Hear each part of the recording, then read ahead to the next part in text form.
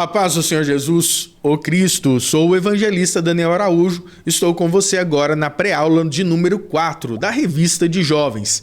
E é muito importante eu te convidar para se inscrever no canal e acionar o sininho de notificação. E você que é frequente no nosso canal, que é parceiro, que sempre está conosco assistindo, muito obrigado novamente por sua audiência. Além dos conteúdos da EBD, você recebe toda a programação e transmissão da ADMP TV, o canal da Assembleia de Deus Missão aos Povos, que tem assim crescido e expandido de uma forma muito bonita. Parabéns a toda a equipe e aos pastores pela iniciativa.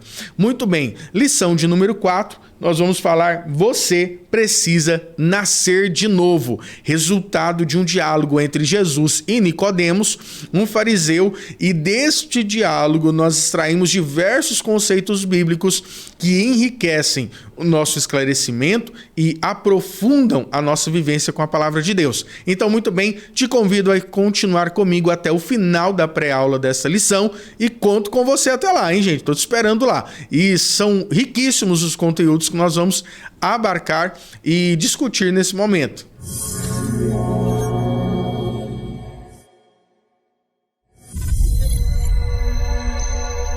Muito bem. Você precisa nascer de novo. O texto principal se encontra, segundo escreve João, no capítulo 3, versículo 5. Jesus respondeu: na verdade te digo que aquele que não nascer da água e do Espírito não pode entrar no reino de Deus. O resumo da lição: a mensagem de Jesus é bem clara. Não basta ser religioso. Já em contínuo, vamos para o nosso texto bíblico aqui. Vou mudar aqui o modo de leitura para nós.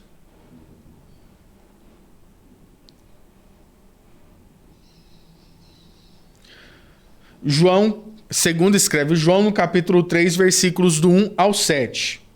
E havia entre os fariseus um homem chamado Nicodemos, príncipe dos judeus. Depois, lá o versículo 3, Jesus respondeu e disse-lhes: na verdade te digo que aquele que não nascer de novo não pode ver o reino de Deus. Aproveitando aqui, sendo objetivo, o versículo de número 5. Jesus respondeu: na verdade te digo que aquele que não nascer da água e do Espírito não pode entrar no reino de Deus. Muito bem. Esse relato, esse texto bíblico, ele é resultado de um diálogo entre Jesus e Nicodemos. Nicodemos, ele representa uma classe farisaica. No período do Novo Testamento, existiam algumas classes governantes, alguns estudiosos chamam de partidos políticos. Vamos nos destacar nos fariseus, mas além disso nós tínhamos os essênios, os saduceus, os escribas, outros que representavam interesses políticos e religiosos. Os fariseus, eles datam do tempo de Neemias, na reconstrução do templo e dos muros. Eles eram inicialmente chamados como Hassidins. Esses Hassidins, eles eram puritanos na sua essência, ou seja, eles respeitavam de uma forma mais existencial costumes e orientações e prescrições mosaicas. No período da revolta dos Macabeus, cerca de um século antes de Cristo, eles aparecem agora já com essa conotação sendo fariseus, que na sua essência significam separados, ou seriam como denotação de os santos, uma classe muito erudita e extremamente voltada aos costumes e preceitos judaicos. Estava ligado ao sinédrio e ligado também à prática nos templos, a prática no templo de Israel, melhor dizendo. Essa classe, ela representava o que seria uma classe média do povo judeu. Eles têm uma ascensão muito maior no período pós-destruição do templo, porque eles se responsabilizam pela reestruturação, mesmo que de certa forma, do costume das leis judaicas. Então os fariseus eram uma classe muito respeitada, tinham uma influência e representavam um grupo de pessoas considerável. Eles esperavam o Messias que restaurasse os ritos cerimoniais, a linhagem sacerdotal e os costumes religiosos. Lembra que eu falei que ele era uma das classes, ou um dos grupos políticos que existia no começo?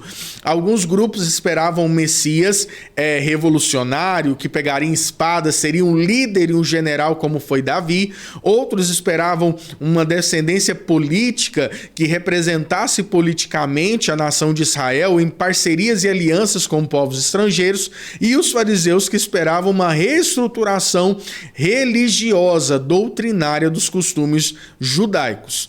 Essas classes, essas intenções de governo, essas intenções pareciam interessantes a quem lhe pertencia aquela classe, mas que causava certa divergência e conflito em determinados momentos, a ponto de culminar, inclusive, na destruição do Templo de Jerusalém no ano 70, a partir de uma classe que intenta ali uma revolta contra a soberania romana.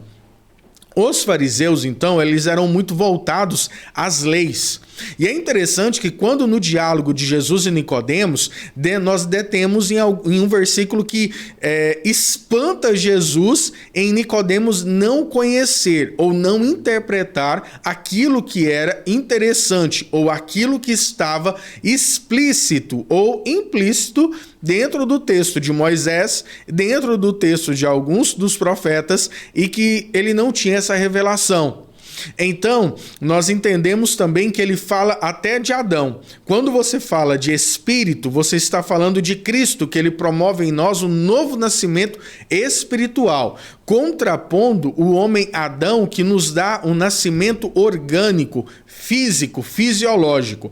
E esse nascimento físico também transmite em nós o que dentro da soteriologia nós chamamos de pecado original, ou corrupção herdada, porque o pecado original ele é cumprido, ele é pago em Cristo, mas a tendência ao pecado, a corrupção da carne, a corrupção, a tendência, a concupiscência da carne, ela existe dentro de nós a partir da transmissão genética do primeiro homem adâmico. Em contraponto, em oposição a isso, nós temos Cristo, que nos dá um novo nascimento. Aqui nós estamos falando de uma estrutura, de uma metanoia. Para a teologia, a metanoia é quando a pessoa ela consegue conceber um raciocínio novo a partir de preceitos da sua religião. Dentro da psicologia, é todo o desenvolvimento de perspectivas de raciocínio ligados à sua psique. Esta metanoia gera no cristão um novo comportamento. O que bebe, não bebe mais. O que fuma, não fuma mais. O que prostituía, não se prostitui mais. É todo um contexto que é transformado. Porque quando nós somos velhos homens, nós articulamos e todo o contexto da articulação do nosso pensamento é para atender a necessidade carnal. Quando nós nascemos de novo, nós entendemos que o nosso coração e a nossa mente, ela pauta por respeitar os preceitos bíblicos, que nos leva a um comportamento ou um estado de santidade. Por que eu digo estado de santidade? Porque a santidade ela não é concebida a nós de uma forma plena e fixa. Ela é conquistada dia após dia. É resultado das nossas negações do nosso próprio homem pecaminoso e a busca pela santidade e respeito, e entendendo que nós somos templos do Espírito Santo. Eu quero abrir com vocês um texto de Ezequiel, capítulo 36, versículos 25 ao 27. Então aspergiu água pura sobre vós. Então aspergirei água pura sobre vós, e farei purificados de todas as vossas imundícias, e de todos os vossos ídolos vos purificarei. Dar-vos-ei coração novo, e porei dentro de vós espírito novo. Tirarei de vós o coração de pedra, e vos darei coração de carne.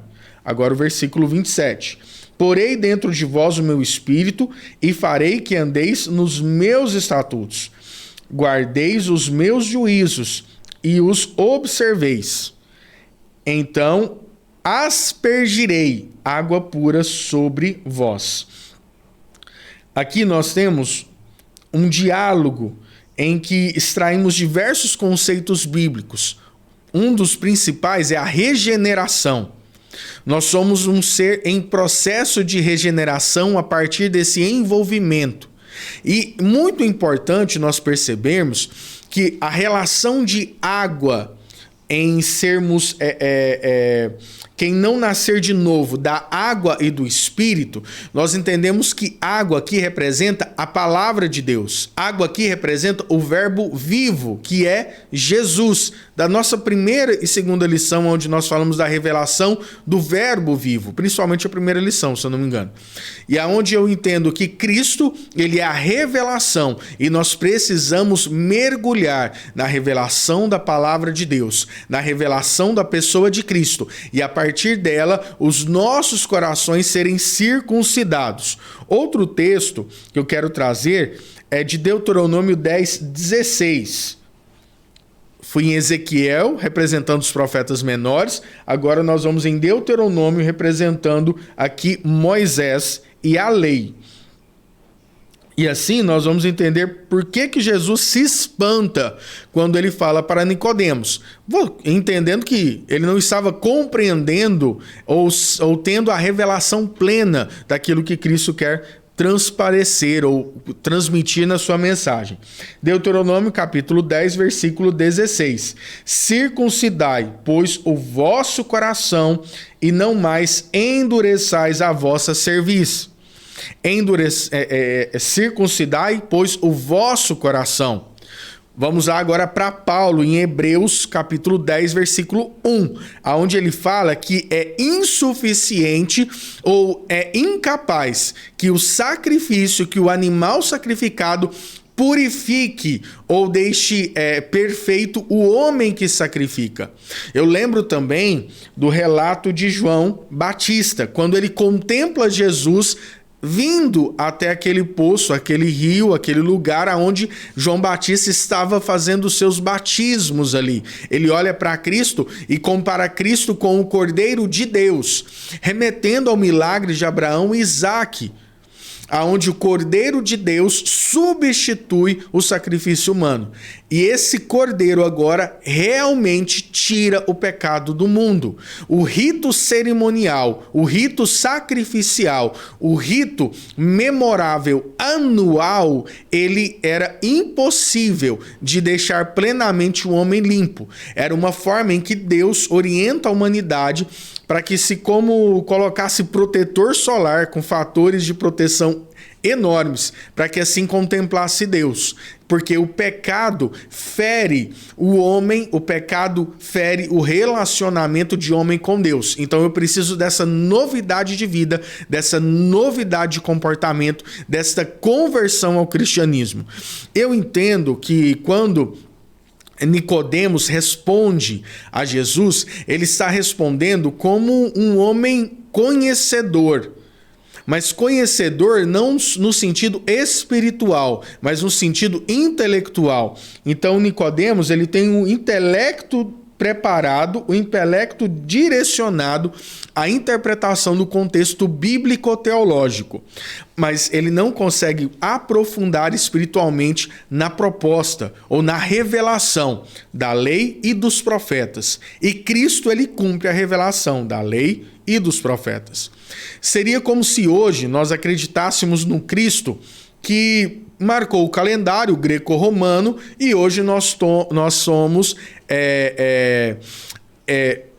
posicionados cronologicamente por esse calendário, que há mais de 2000 anos atrás, Cristo nasceu, cumpriu a sua obra, então ele é um fator histórico. Mas Cristo não é só um fator histórico, mas Cristo, ele é um fator religioso. Ele cria uma das maiores religiões, ou a maior religião da humanidade, que é o cristianismo.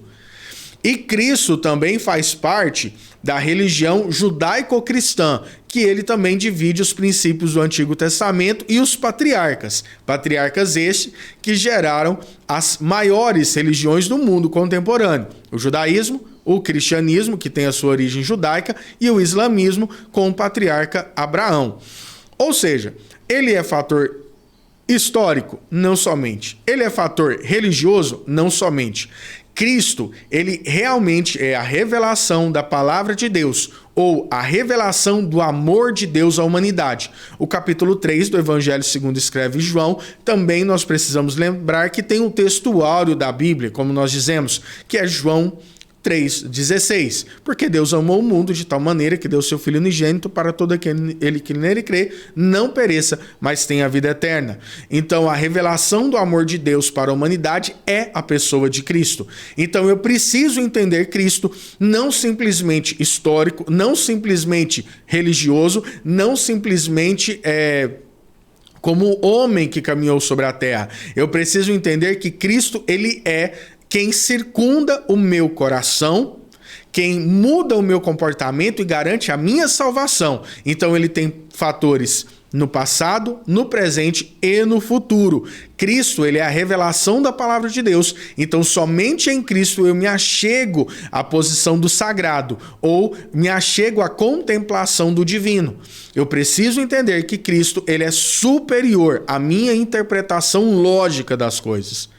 E o que Nicodemos está vivenciando aqui é entender que Cristo, ele é superior a essa revelação lógica, sistemática. Ele é superior à racionalidade humana. Por que ele é superior? Ele é irracional? Não. É porque nós temos um limite natural para contemplar a revelação de Deus, contemplar a revelação integral de Deus para a humanidade. E isso será potencializado quando nós formos levados aos céus, aonde muito será nos revelado, aonde nós vamos contemplar Jesus, contemplar a sua obra completa e contemplar o Deus Todo-Poderoso em glória. Amém? Esta é a promessa que Cristo nos garante o acesso. Deuteronômio 10,16 nos mostra que Moisés também tinha a intenção e ele percebia que a lei, ela deveria estar nos corações do homem, que a lei é um aio, que a lei é um caminho a chegar a Cristo. E o próprio Paulo também nos mostra isso, que pela lei nós contemplamos a revelação de Cristo, mas que a lei, ela era incapaz de deixar o homem santo e preparado, porque ela era muito pesada, ela era muito difícil de ser alcançada, não somente pela sua estrutura, mas também pela natureza pecaminosa do homem. Então, lá em Deuteronômio, capítulo 10, versículo 16, então você lê na sua casa, Moisés também tem a intenção de circuncidar o coração do homem, porque a lei precisava estar no coração do homem. Também em Deuteronômio, capítulo 11, versículo 18, onde fala que a lei foi dada em tábuas de pedra. Em pedras foram escritas as palavras da lei, mas era necessário que no coração do homem. E aí, eu voltando para o texto de Ezequiel, onde fala, eu aspergirei, ou seja, Deus falando que vai aspergir a água no coração, ou seja, a revelação em Cristo. Olha que interessante. O Antigo Testamento relacionando com o Novo, mostrando a completude do texto sagrado. É muito importante nós lermos a revelação desta maneira, de Gênesis a Apocalipse, e entender que ela é gradual, ela é crescente, ela vai se expandindo, e eu preciso estudar a Bíblia para entender essa revelação. Então, Daniel, mas você está relacionando Bíblia, Jesus, palavra, Jesus e água, mas não está se falando de o batismo nas águas? Não, nesse momento estamos trabalhando realmente esse nascer de novo da água com a revelação da plenitude da palavra do Senhor em nossos corações. O salmista nos deixa em Salmo 119, versículo 11, escondi a tua palavra no meu coração para não pecar contra ti. A lei saiu da pedra e ela foi para o coração do homem. E também o Senhor nos revela que colocaria, e isso através de Moisés, que tiraria um coração de pedra e colocaria em nós um coração de carne. Tiraria o coração duro, religioso, e colocaria um coração de carne para ser circuncidado, aonde o Senhor está habitando. E o escritor aos Hebreus é muito feliz quando nos revela, quando nos interpreta a revelação, melhor dizendo, de que Jesus tabernaculou em nossos corações. Agora o texto de Efésios 5:26 eu quero ler com vocês. Vamos abrir? Efésios capítulo 5, versículo 26.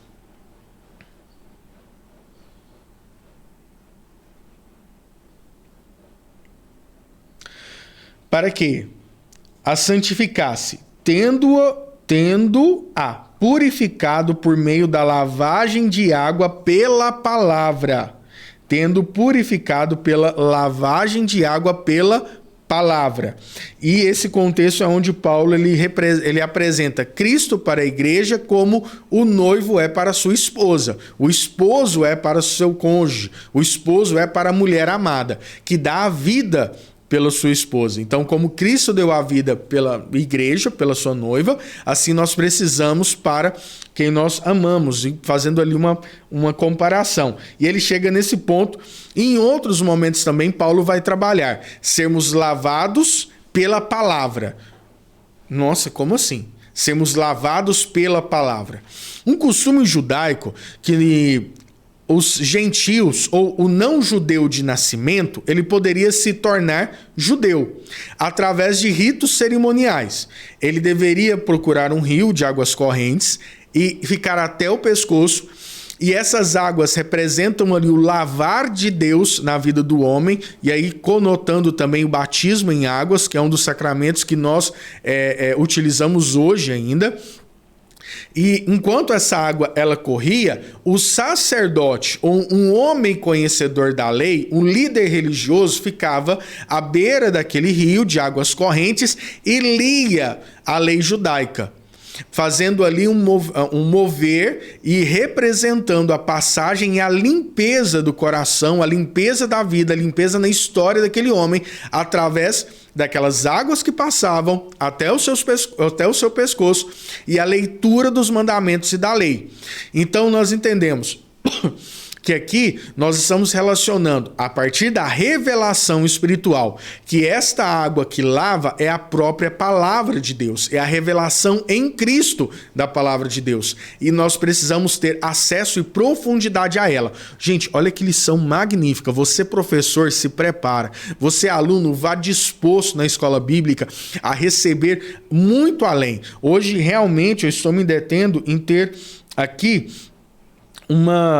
uma estrutura de apoio ao professor e ao aluno, trazendo alguns contextos paralelos, alguns contextos remotos, bíblicos, para que nós entendamos com profundidade a proposta da lição. Agora, nessa sessão de agora em diante, eu quero trabalhar aqui os tópicos da lição para valorizar você que tem essa lição digital ou impressa, tá? Então, o primeiro tópico, uma mensagem clara. Primeiro, a religiosidade não basta, ou seja, conhecer a estrutura religiosa não é suficiente. E assim o autor destaca: neste tempo de tantas religiões, precisamos estar convictos da nossa fé e esperança, tanto para a nossa salvação, quanto para não hesitarmos a respeito da necessidade de todos os homens, que é conhecer Jesus pela fé no Evangelho e ser gerado de novo.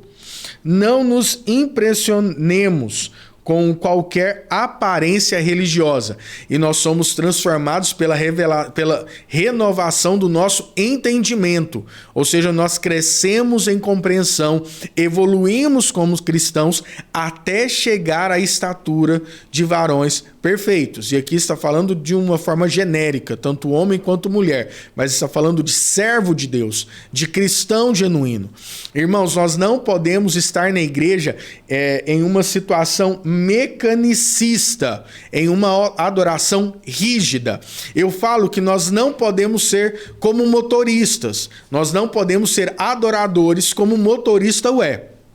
Eu gosto muito de lembrar o primeiro momento que eu entrei dentro de um carro, que eu tive que dar partida, pisar na embreagem, pisar ali no acelerador, saber aonde é o freio, saber qual marcha que é, escutar o tempo do motor, desenvolver o carro, estar atento à velocidade da via, olhar retrovisor, espelho, enfim, voltar a cabeça ali, né? Porque você tem que fazer toda uma encenação para conseguir tirar a sua carteira. Aqui em Uberlândia é bem complicado.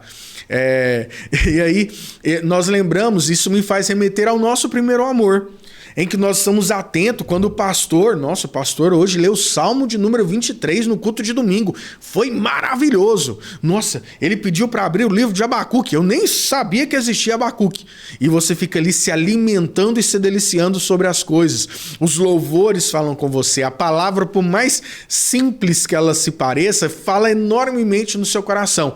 Mas assim como o motorista que se aperfeiçoa, nós fazemos em ato automático agora. Eu entro no carro, regulo o espelho, regulo o vidro interno, eu passo a marcha, de repente eu estou dirigindo com uma mão só, de repente eu estou dirigindo e falando com alguém que está do lado, de repente agora eu já sei que o ciclista que estava a 3 quarteirões para trás, eu tenho que tomar cuidado, que senão vai ter um acidente com ele. Por quê? A minha atenção periférica e o meu comportamento ele já ficou mecânico. A nossa adoração não pode ser mecânica, não pode ser um rito religioso engessado. Ela tem que ter novidade. O salmista nos deixa um versículo muito lindo que fala: cantarei ao Senhor cânticos novos. Não são composições novas, é novidade do meu comportamento de adoração. É sentir prazer em ler e estudar a palavra de Deus, em revisitar textos bíblicos e ali ter uma nova revelação aprofundada. Não é interpretação, gente, porque a interpretação da palavra ela é uma, mas a revelação da palavra, que através do Espírito Santo ela vai ao seu coração e te impacta, ela precisa ser constante. Eu preciso me alimentar constante. E na próxima sessão, mestre vindo de Deus, e aí Nicodemos reconhece que os milagres de Cristo testificam que aquele mestre, ele vem realmente de Deus. Mas no começo da conversa, Nicodemos trata Jesus como um grande mestre. No decorrer, no desenrolar, no desenvolver do diálogo, Jesus quer mostrar para Nicodemos que ele não é só um mestre, ele é a encarnação do Deus vivo. Então você, quando nós convidamos você a aceitar Jesus, é muito além de reconhecer Jesus como um fator histórico, fator religioso primordial, fator de mobilização mundial. Ele realmente é a encarnação do Deus vivo.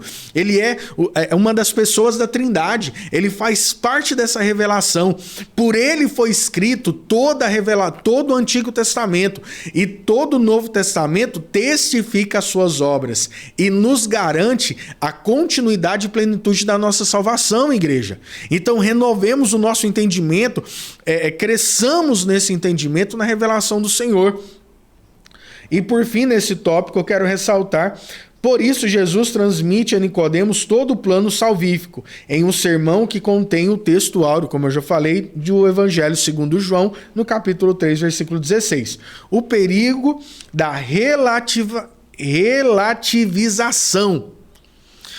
Ah, mas não é assim, então, dependendo da situação, a gente pode tomar uma outra posição, um outro contexto? Não, a palavra do Senhor, ela precisa ser sim, sim, não, não. A palavra do cristão é da mesma forma. Eu preciso entender a Bíblia integral. E aí eu lembro em Efésios, no capítulo 6, quando Paulo fala sobre revestir da armadura da fé, ele fala de toda a armadura.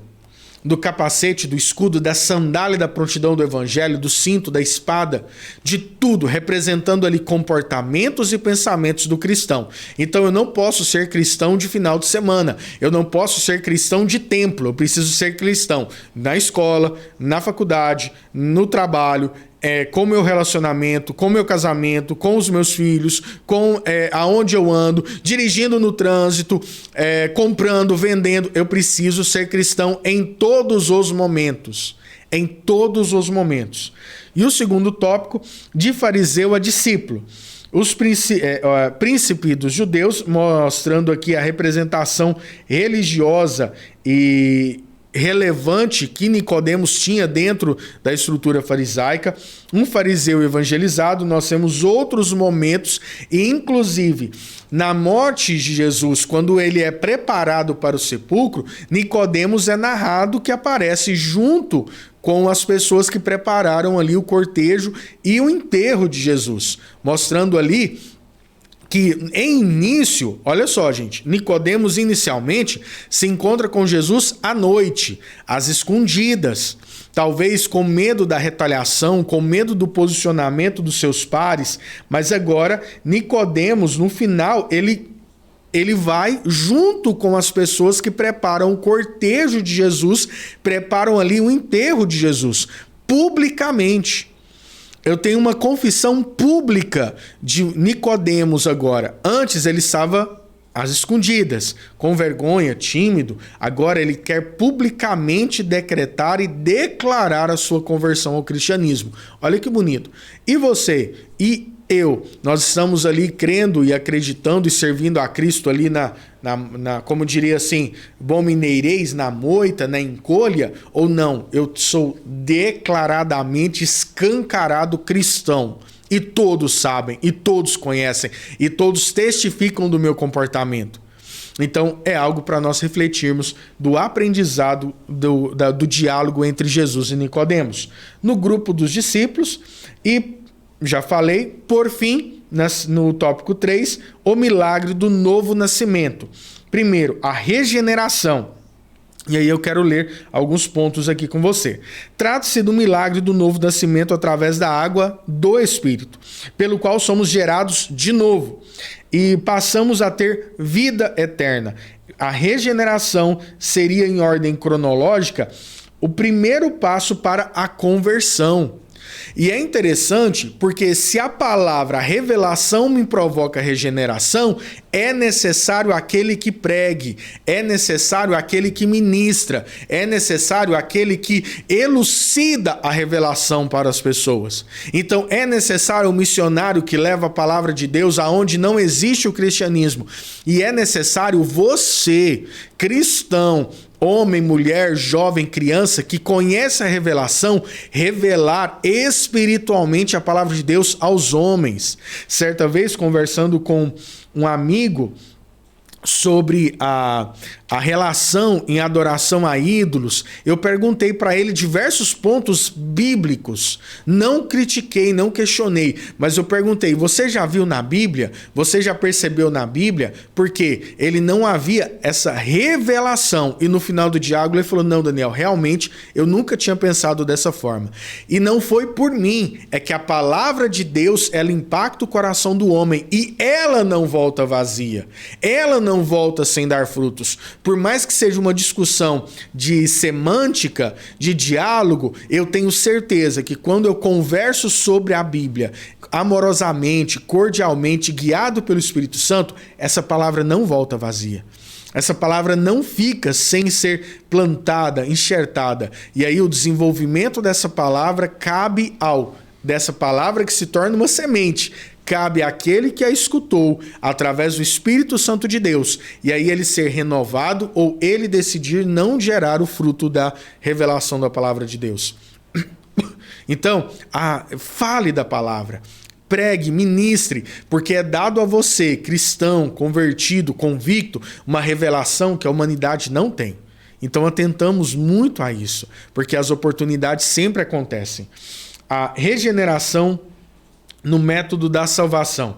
A regeneração é uma das obras que Deus realiza em nós no processo de salvação. Outras são a justificação, a adoção e a santificação. A justificação, a adoção e a santificação. Mas respeitando a proposta pedagógica do tempo aqui, eu não vou aprofundar nelas, mas eu preciso ler esse tópico aqui que eu deixei bem marcado aqui, porque é importante que nós leiamos a ele. Quanto à justificação, é Deus em Cristo nos revelando justos, nos declarando justos. Pela adoção somos considerados filhos, herdeiros de Deus e co-herdeiros de Cristo. São obras instantâneas realizadas em decorrência dos méritos de Cristo. ou seja, frutos do seu sacrifício por nós na cruz do Calvário. Já a santificação, ela é progressiva. Lembra que eu já falei? Ela não é instantânea, ela é progressiva, dia a dia. É uma metanoia, é uma transformação, uma renovação de entendimento. Começa com a regeneração e deve prosseguir por todo o tempo da nossa vida terrena. E por fim, regeneração e batismo no Espírito Santo. Aí eu marco aqui para nós fazermos essa leitura conjunta aqui. Portanto, os discípulos já tinham o Espírito Santo. Somente a partir do Espírito do Senhor nós entramos nesse processo de regeneração, justificação, adoção e santificação. Então, se eu entrei nesse processo, eu já tenho o Espírito de Deus se comunicando com o meu espírito, porque o que é do Espírito gera algo espiritual. O carnal não discerne isso, somente através do espiritual. Recebido no momento da regeneração, mas ainda não havia recebido o batismo no fogo. O termo aqui, bem pentecostal, batismo no fogo, é o termo que Paulo usa como dínamos, ou revestimento de poder. Então, a manifestação do batismo com o Espírito Santo é também a manifestação dos dons ministeriais, línguas, revelações, e aí é uma outra aula que nós poderíamos ter com esse tópico. Mas você que já aceitou a Cristo, aceitou também publicamente atender ao sacramento do batismo, para que, por exemplo, a modos da nossa igreja, que tem um modelo de que somente o batizado em comunhão participa da Santa Ceia. Isso é um posicionamento da Igreja Assembleia de Deus. Então, são esses dois sacramentos públicos que nós temos, o batismo e a celebração e ministração da Santa Ceia. Então, para participar, o revestimento de poder é uma intimidade, é uma doação pessoal a Deus, e Deus usa e age da forma que ele bem entender pela necessidade da sua obra. E aí o que trago aqui como batismo de fogo, nós sabemos que é o revestimento de poder espiritual. Olha quão rico.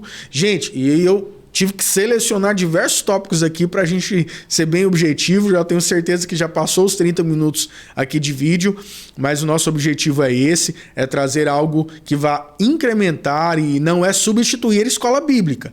É algo para, junto com a escola bíblica, criar uma proposta pedagógica para enriquecer o nosso acesso à palavra de Deus, a revelação da palavra de Deus, como nós falamos hoje, e aprofundar cada vez mais nessa revelação. Então, muito obrigado por me acompanhar até aqui. Deixe seu comentário, deixe seu like também, é muito importante para o canal. Compartilhe com seus amigos, com pessoas de outras denominações também, são todos muito bem-vindos.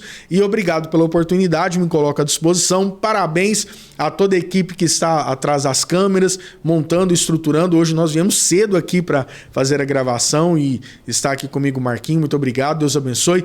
Prosperidade no seu dia e vamos juntos até a próxima pré-aula. Deus abençoe. Grande abraço, a paz do Senhor Jesus, o Cristo.